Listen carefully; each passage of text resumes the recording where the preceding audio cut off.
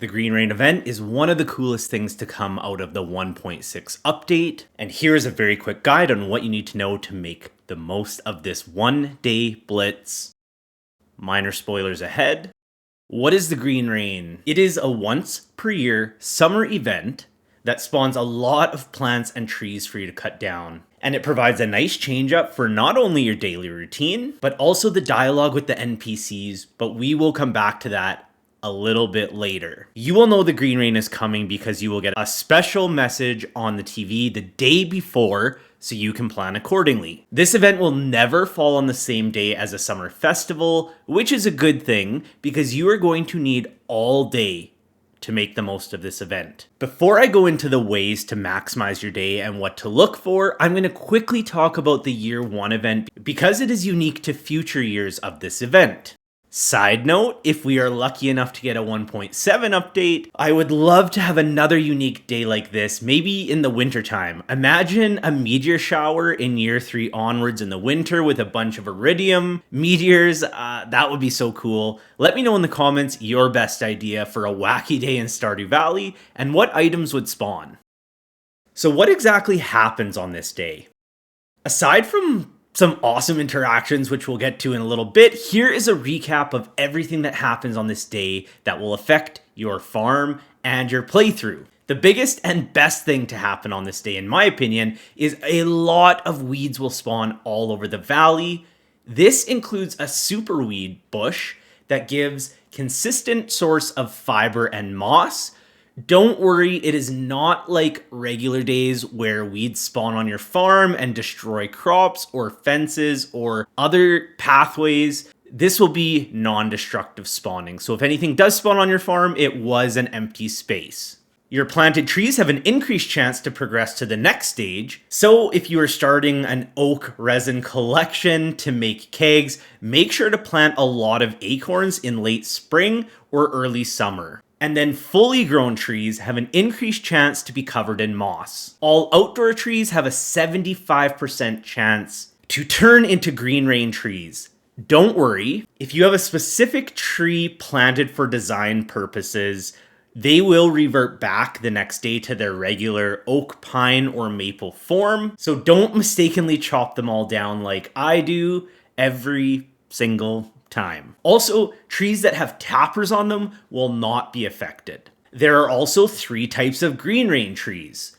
The first 2 are more or less the same, aside from the visual look. There is this look and this look to them. They can drop mossy seeds, which can grow into these Green Rain trees after this event is over. So make sure to collect some as they can help your trees grow more moss if you plant them near them. The third one is a Fiddlehead fern tree. This one cannot grow moss, but it does drop Fiddlehead ferns when cut down. This can come in handy for the community center bundles, recipes, and a little bit of profit, but not too much. Couple of fun facts. Temporary Green Rain trees on the farm have a chance to spread, meaning the next day you can find stage 1 Green Rain trees, harvestable for a mossy seed if you dig them up, next to trees that have just reverted back to their original types. Green Rain trees spawned in Pelican Town always disappear the next day. We'll come back to this point later. Electronics, examples your TV, telephone, and jukebox will not work on this day. The shipping summary screen will have a unique background at the end of the day. Moving on to NPC dialogue and a Green Rain Day hack. Here's my advice for you on how to handle Year 1. When you start the day, make it a priority to go talk to every single NPC. Why? Well, because not only is there some pretty cool dialogue, but after you are done chatting to everyone, you can simply exit the save file and restart the day. The dialogue doesn't affect anything long term in the game, but it is a very interesting and worthwhile read, but is a waste compared to the benefits of just collecting the resources all day. So why not have both? Especially make sure you visit Demetrius by his house during the day in Year 1 because he gets a very well-deserved moment and outfit. In year 2, the dialogue changes and will persist for all future years, and it is worth reading as well if you enjoy talking to the NPCs. Same strategy in year 2. Read all the dialogue, then start the day over so you can maximize your time. Here are my strategy tips to make the most out of this once a year event. The sickle will be your best friend on this day. It will allow you to collect a lot of resources without spending any energy. There are clumps and clumps and clumps of weeds, including the supersized ones, and all of them can be thrashed with the sickle. You can also collect moss from trees with no energy as well by just simply using the sickle.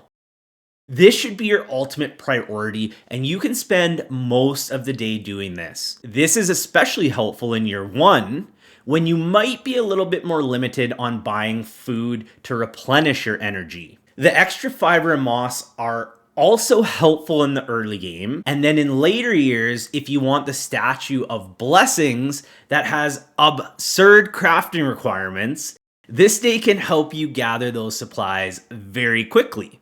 To give you a little bit of a barometer, I collected almost 500 fiber and 200 moss on this day, and I really did not maximize my time or procedures. So if you plan better than I did the first time around, you should easily surpass those numbers. After you collect the energy-free things, it's also a great day to collect wood. I recommend starting with the green rain trees that are outside of your farm, as all of them will disappear or revert back to normal trees the next day. If I do find a spot that has a bunch of those trees, but it's very far away from where the farm is, I do take the time to chop them down so I don't waste time running back to that spot, because that is probably more time consuming. And I make sure that no matter what in this day, I chop enough trees to gather at least 2 to 3 mossy seeds. And here's why. If you want to produce a lot of moss on your farm, these seeds will come in handy, as I mentioned, because when you plant a green rain tree near other regular trees, it will help them grow moss quicker. Also, it's just nice to have some seeds on hand, especially if you get into farm design later. You can plant some really cool looking formations. Let's talk about Fiddlehead fern trees. I do always cut down these for the novelty of it all, so if you feel the same, go ahead. But the Fiddlehead fern plants themselves do not sell for a ton of gold.